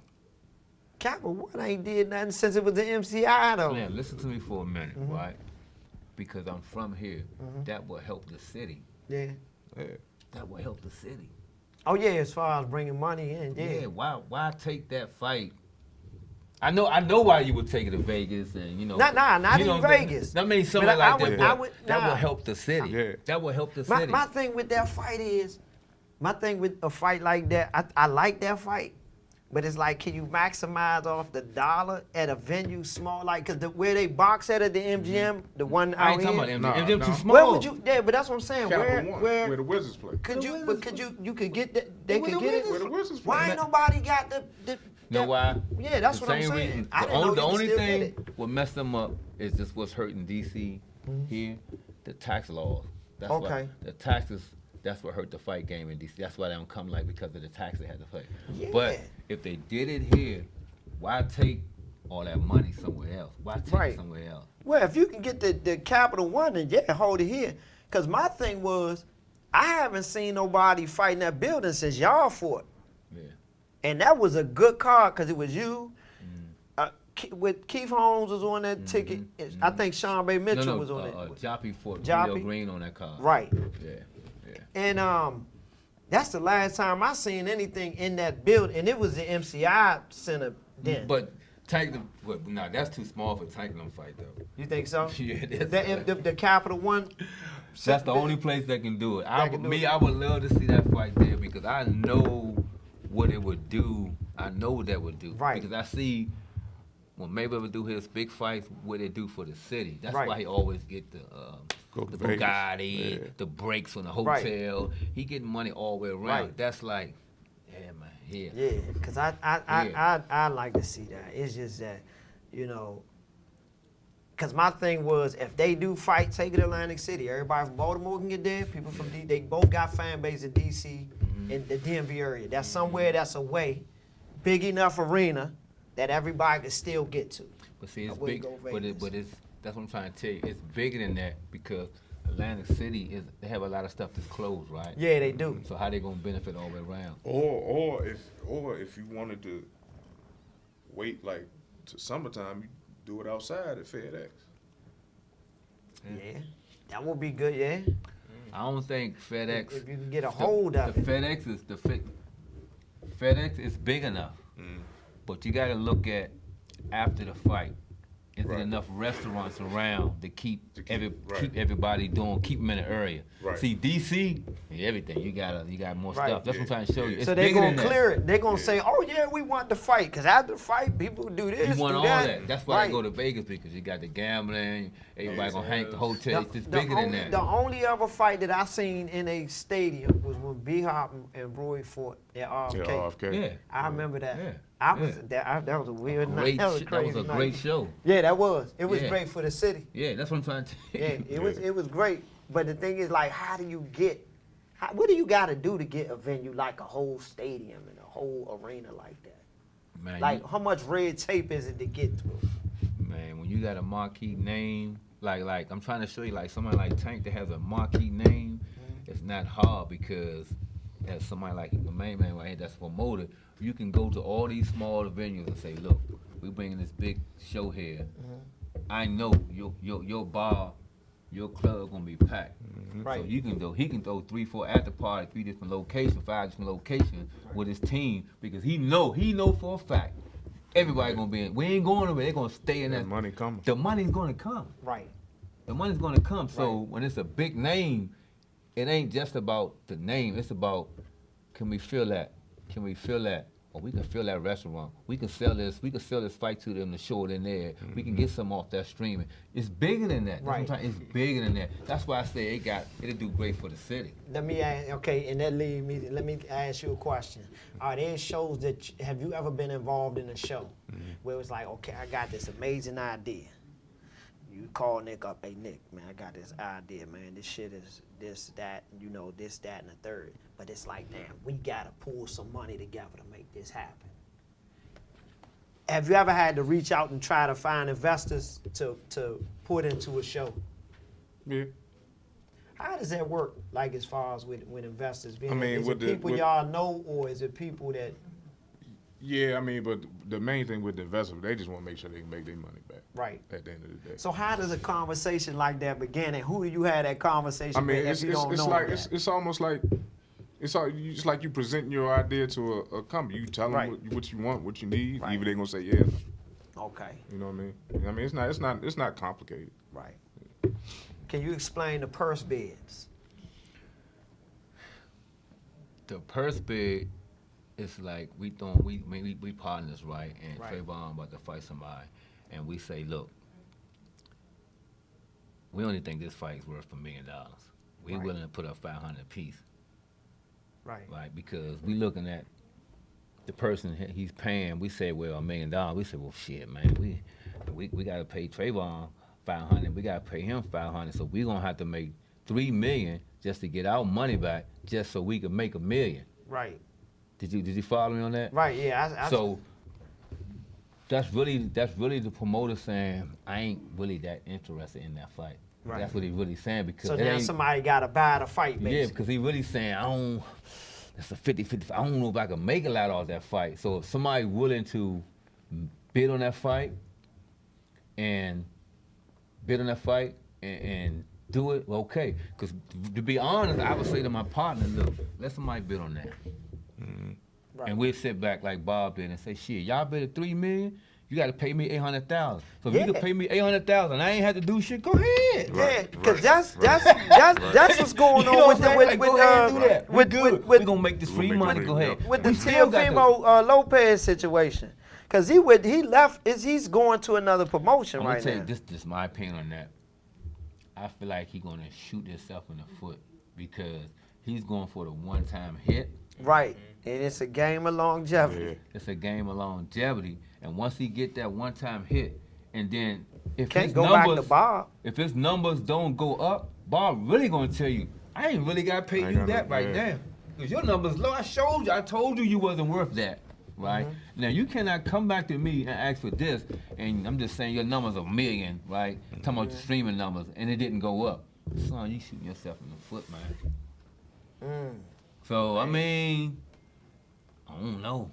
I think I like Youngin. I think what happened to a lot of young fighters, they get arrogant. Right. They think they numbers bigger than what they are. And when reality hit, you say, well, damn, I got 3 million, and then, oh shit, I got the 3 million, but I didn't do the numbers I thought I was gonna do. Right. How the fuck I'm gonna come back to him and ask for this check Right. from him? Right. He gonna be looking at you, Slim. I ain't even gotta pay you that now. That dude, my brother used to work pads with him when he was a little boy. My brother used to tell me about him. My brother used to be like, man, because my brother stay in Florida now. Right. He actually got fighters he trained down there.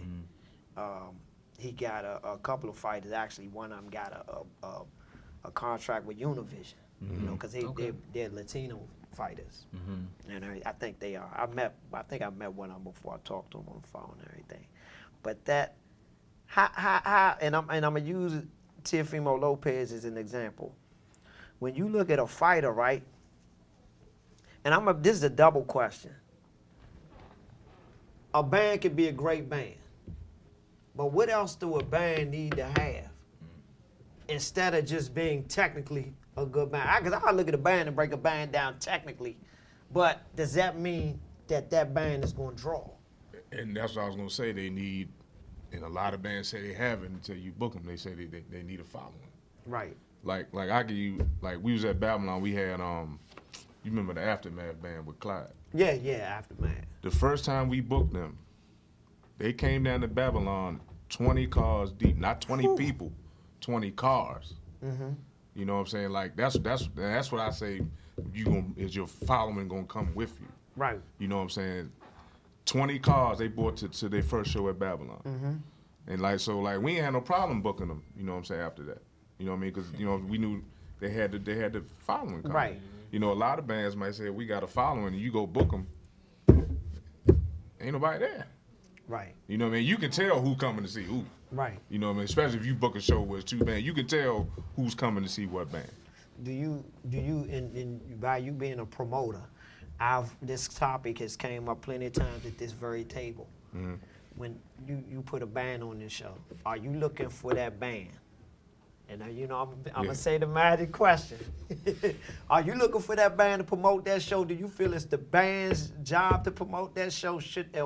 And if they don't promote it, how does y'all feel about that? Yeah, it is their job to a certain, because we did Bugs 50th at the Right. Howard. The band was selling tickets. The band a good promoted. show, So how your people gonna know where you playing if you don't tell them? Right. You know what I mean? But you know, in the go-go community, Yeah. I mean, You know how, you know. a band should push their show. You want to get paid. I'm gonna say this. I'm gonna say this. With me, any band I play with, I'm promoting, because at the end of the day, I want you to know what's going on. I want Right. you to come out now, and this is my personal opinion. Okay, you could let's say this. Y'all could pay me. Let's say y'all paid our manager who pays us.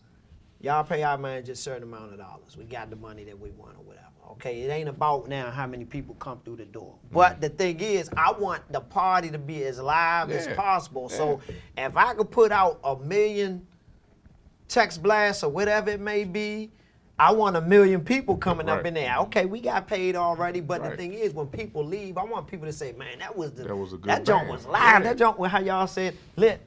That's the coolest word y'all got in y'all generation. I like lit. You know what I mean? Lit. You know what I'm saying? Yeah. So, I feel like just me in the position I am as a musician. If I'm playing with a band or whatever, I'm gonna promote. Yeah, definitely, because I want your experience. Because go-go, like I always say, and it's my pet peeve, go-go is beyond selling the music. You got go-go, you got to sell an experience, man. Yeah, This is yeah. bigger than the music. Yeah, I mean, R&B is a music, rap is a music, country western is music. Go-go is a whole experience. Yeah. I ain't never met nobody that went to the go-go and ain't want to go back. And go back, right, That right, was the first right. time. You listen to Bounce Beat? I mean, we got a couple songs I listen to, but mostly at parties. At parties? Yeah. Let me ask you, when you get where you get, you gonna come out to the ring with some Bounce Beat? Oh, with some don't do go-go? that. Don't do that. Why? Don't do that. Why? Because I was planning on being the first person in the DMV to do that. Oh, man. We live though. Somebody might steal it now. I was thinking. I'm telling you. You know what? I was thinking about that. I said, We gonna ain't slow that nobody, down. ain't nobody in the DMV history from a live And I go-go always on a wondered fight. that. I said, I'm gonna do it. I said, man, why nobody doing that? Like I said, I'm gonna do it. You know, I'm seeing rocking they rocking the hobo trunks, all this. Man, ain't nobody playing Nobody no play no go-go go-go. track in the background. They Man. coming in the ring. You don't know, know. but anyway, we gonna We live, I won't we do gonna it. move from there. I know we got. Okay. Well, before we go, right? I got one thing I want to ask y'all. Is there a way if the go-go community and the boxing community could put a super show together where you have a boxing situation and you have a band? Because like I was looking at, okay, they got the arena down where the go-go's, the basketball team was playing at, where the Yeah, Mystics, yeah. the Mystics practice at. And it was like, you know, and I'm not knocking nobody in the situation, but it's like, where's the draw at? Because I was going to go, you know, I went up to the stadium for some of them games. Not the Right. stadium, but the place they play at. And I'm like, what can make this go? And they did have a boxing event there before. Where? On Oak Street. You talking about the Mystics play? Yeah, where the I was mixed part- that's yeah, my they people had that. We did that. They had that, Yeah. right? And I think that's a cool event. I didn't go because Tricky I wasn't in the Entertainment area. did that. Right. Okay, yeah. I was wondering, I was like, dang, what if they had a boxing match and they had a band in there too? Like, that would, like, It can be done, you know what I mean? I think they need to do more of that. To me, it's a crossover appeal with that. it was nice. Yeah, it can be done. And I like, and I saw the pictures of it. I was out of town, that's why I didn't go. I wanted to come. And I was like, man, it was a cool event. Like, I wanted to go anyway. But then when I saw the pictures, I like, man, it would have been like really nice to be there. But It was nice. I always thought that by DC being a boxing city, and you know we are the go-go cat, we are go-go, it could be a super show put together. Like, I think it'll be live. It'll be like, you know, you go to the go-go, you've had people get dressed nice and Yeah, everything. yeah. Get a nice venue. People dress nice, come out to the fights, then the band's playing. We got grown and sexy bands.